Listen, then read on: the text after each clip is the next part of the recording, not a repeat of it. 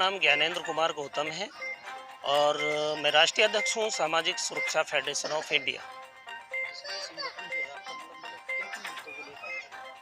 ये मजदूरों की किसी भी प्रकार की समस्या हो, उस समस्या को सरकार के सामने रखना और हल कराने की मांग करना, और जो सरकार के द्वारा चलाई हुई जन कल्याणकारी योजनाएं हैं, उन सारी योजनाओं को समाज में जाकर बताना और ग्रास रूट लेवल पर पात्र व्यक्ति तक पहुंचाने में अधिकारियों के साथ मिलकर मदद करना।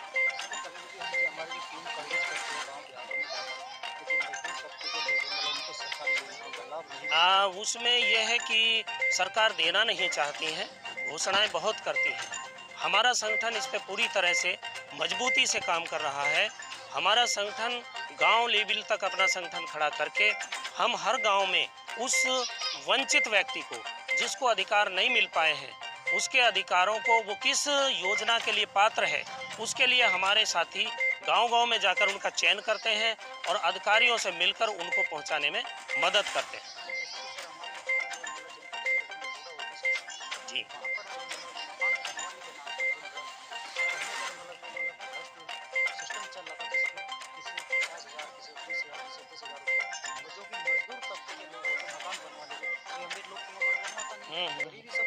जी। उसमें मेरा ये कहना है कि गरीब लोग जो पात्र हैं, डूडा से केवल शहर में जो गरीब लोग हैं उनके मकान बनाए जाते हैं।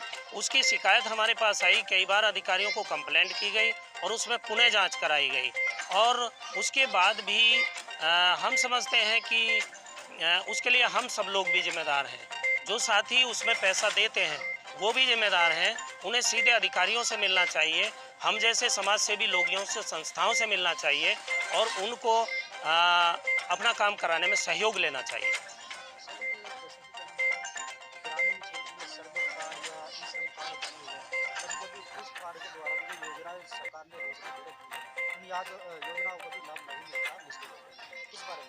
उसके बारे में ये मेरा कहना है कि सरकार उसमें विज्ञापन के माध्यम से सूचनाएं देती है और हमारे साथी गांव-गांव जाकर लोगों को बताने का काम करते हैं, लेकिन जो योजनाएं हैं वो मिल नहीं पा रही हैं और जो योजनाएं हैं उनको सरकार ख़त्म करती जा रही है, जिसके बारे में शायद आप लोगों को जानकारी नहीं है। मैं सरकार से ये बात रख रहा हूँ लगातार ज्ञापन के माध्यम से कि सरकार द्वारा जितनी बनाई हुई योजनाएं हैं, जो पूर्ववर्ती सरकारों ने योजना चालू कर रखी थी, वो सारी योजनाएं लागू रहनी चाहिए। जैसे श्रम विभाग से सोलर लाइट की योजना थी, उसमें श्रमिक भाइयों से 250-250 रुपए की रसीद कटवा करके सरकार ने बहुत सारे आवेदन लिए, लेकिन अब उनको वो लाइटें मिल नहीं रही हैं। पूर्ववर्ती सरकार ने बांटी थी, लेकिन इस सरकार में वो लाइटें नहीं मिल पा रही हैं। हम ये कहना चाहते हैं कि सोलर लाइट योजना और साइकिल योजना और चिकित्सा योजना और बच्चों की पढ़ाई की योजना, सबसे महत्वपूर्ण चीज़ होती है शिक्षा। हम चाहते हैं कि मजदूरों के बच्चों को जो शिक्षा के लिए योजना है वो लागू रहनी चाहिए। इसी तरह से मजदूरों के बच्चे की शिक्षा के लिए जो हम आवाज़ उठा रहे थे, उसमें हमने 2008 से हम लगातार आवाज़ उठा रहे हैं और तभी से ये पंजीकरण का काम शुरू हुआ था। तो हम लोगों ने आवाज़ उठाई थी कि मजदूर के बच्चों को अच्छी व उच्च शिक्षा की व्यवस्था सरकार करे। उसको ध्यान में रखते हुए पूर्ववर्ती सरकार ने हर मंडल में एक विद्यालय नवोदय की तर्ज पर भवन निर्माण श्रमिक जिनके पंजीकरण हैं उनके बच्चों के लिए बनाने का प्रस्ताव किया था, पास किया था। लेकिन वर्तमान सरकार के पिछले 5 साल निकल जाने के बाद उस पर कोई कार्रवाई नहीं हुई।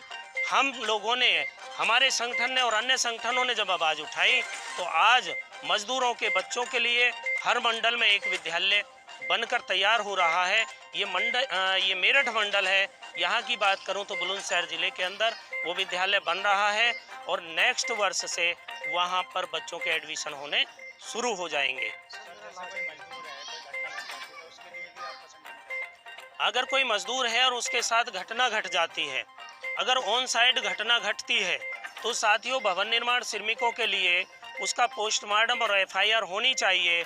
उसको 5,25,000 रुपये की सरकार से राशि मिलती है, जिसको हम संज्ञान में लेकर उन्हें दिलाने में मदद करते हैं। अगर किसी मजदूर की सामान्य मृत्यु हो जाती है, उसको भी 2,25,000 रुपये मिलते हैं। वहाँ भी हमारे साथी गांव-गांव में जाकर उनकी मदद कराने का काम करते हैं।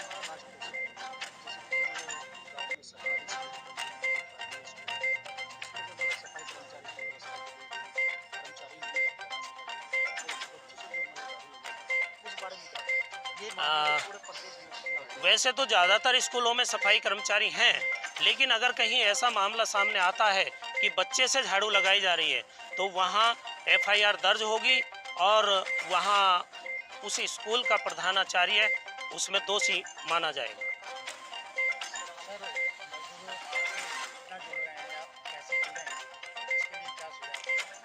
हमारे साथ में काफ़ी मजदूर जुड़ चुके हैं। मैं समझता हूँ कि 12 राज्यों में हमारा संगठन काम कर रहा है और उत्तर प्रदेश की बात करें तो लगभग 50% जिलों में, लगभग मैं समझता हूँ 40 जिलों में हमारे जिला अध्यक्ष और कार्यकर्ता बन चुके हैं।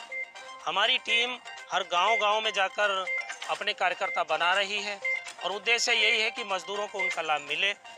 लेकिन जुड़ने के लिए और कुछ नहीं करना है, हमारे संगठन में अपना आधार कार्ड और फोटो देंगे और उसकी सदस्यता शुल्क 10 रुपये से लेकर ऊपर वो मेंबरशिप में 1000 रुपये तक कुछ भी दे सकता है, जो जैसी उसकी इच्छा है।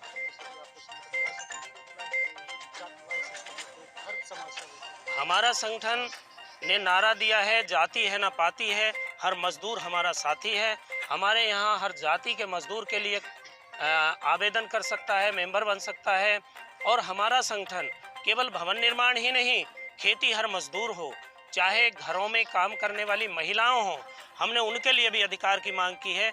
हम कहते हैं जो हमारी बहनें स्कूलों के अंदर खाना बना रही हैं, आशा का काम कर रही हैं और आशा बहनें आंगनवाड़ी और हमारी भोजन माताएं, सरकार उनको मजदूर मानती है तो उनका न्यूनतम वेतन लागू करे। उनको 1500 रुपये देते हैं और वो भी सालों में जाकर देते हैं, उससे कैसे उनका परिवार चलेगा। तो हमारी ये सरकार से आपके चैनल के माध्यम से मांग है कि हमारी आशा बहनें, हमारी भोजन माताएं, आंगनवाड़ी कार्यकर्त्री बहनें, उन सबको भी सरकार न्यूनतम वेतन लागू करे।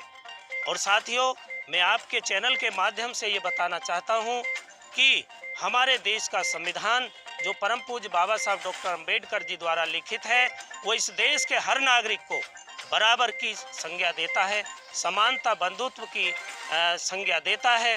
लेकिन इस देश के अंदर एक पढ़ा लिखा मजदूर तो 50,000 रुपये महीना लेता है, लेकिन हमारा एक ग्रेजुएट भाई जो सरकारी नहीं है, प्राइवेट काम करता है, उसको सरकार 9,000 रुपये क्यों देती है?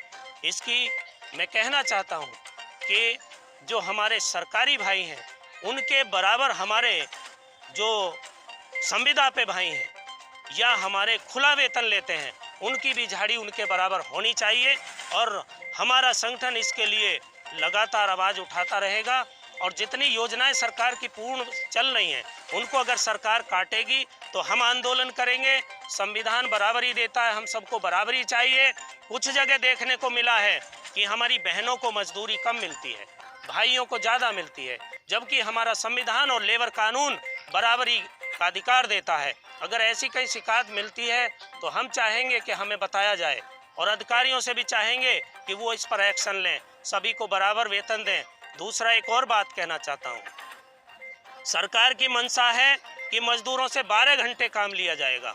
हमारा संगठन इसका पुरजोर विरोध करता है और अब हम हर जिले में जाकर के, आज हम गाजियाबाद जनपद में बात कर रहे हैं, अभी पिछले महीने हमने मेरठ जनपद में बात की थी, हम बहुत जल्द अलीगढ़, मेरठ और मुजफ्फरनगर, सहारनपुर में भी ये अपना सम्मेलन कर करके ये बात रखनी चाहते हैं सरकार के सामने कि अगर आप 12 घंटे काम लागू कराना चाहेंगे तो हम इसका विरोध करेंगे, हम सड़कों पर आएंगे और हम इसे लागू नहीं होने देंगे।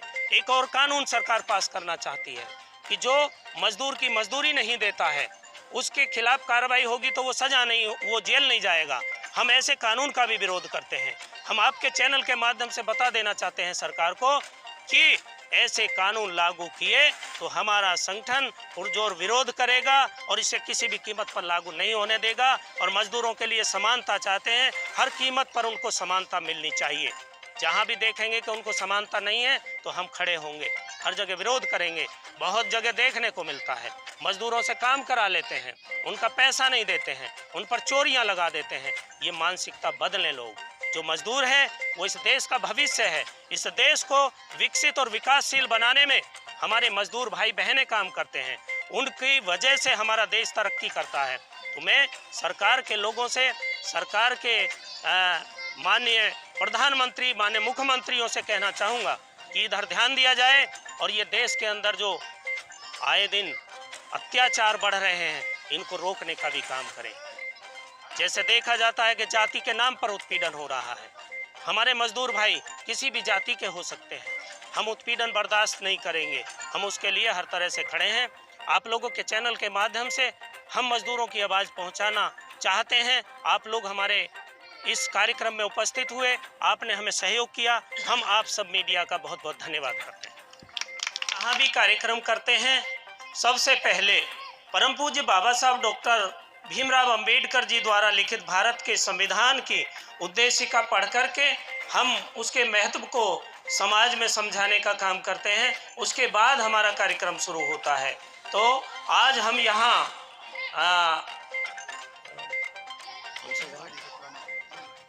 निवाड़ी कस्बा मोदी नगर गाजियाबाद उत्तर प्रदेश के अंदर जो हमारे संगठन के जिलाध्यक्ष विजेंद्र जी ने ये कार्यक्रम किया है, तो इसमें हम अपनी पूरी टीम के साथ, हमारे प्रदेश अध्यक्ष अमर कुमार जी भी हैं, हमारे मंडल अध्यक्ष मेरठ आदरणीय रामवीर बादल जी हैं, हमारे वरिष्ठ समाज सेवी आदरणीय मनीराम बीराना जी भी हैं और हमारी पूरी टीम यहाँ है। तो हम सबसे पहले बाबा साहब डॉक्टर अंबेडकर जी द्वारा लिखित संविधान की उद्देशिका पढ़ेंगे।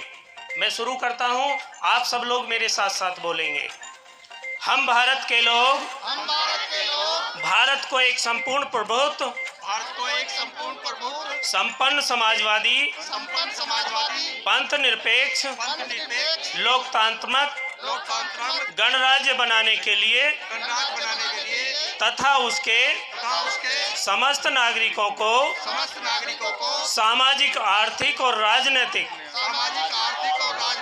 न्याय, विचार, अभिव्यक्ति, विश्वास, धर्म और उपासना की स्वतंत्रता, प्रतिष्ठा और अवसर की समता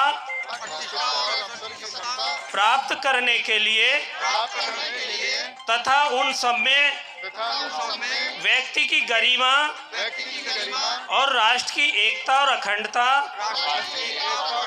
सुनिश्चित करने वाली बंधुता बढ़ाने के लिए दृढ़ संकल्प होकर अपनी संविधान सभा में आज तारीख 26 नवंबर 1949 ईस्वी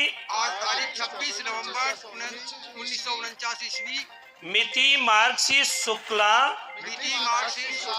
सप्तमी संवत 2006 विक्रमी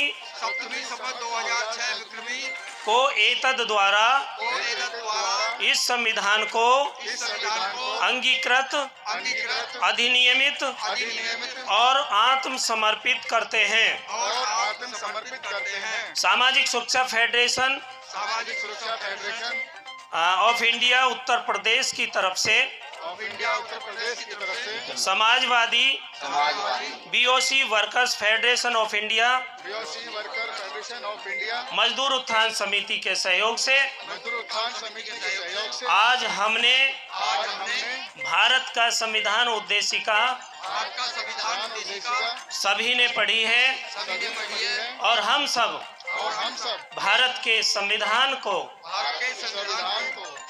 अपने मरते दम तक पूर्ण रूप से लागू कराने और करने में सहयोग करेंगे। धन्यवाद।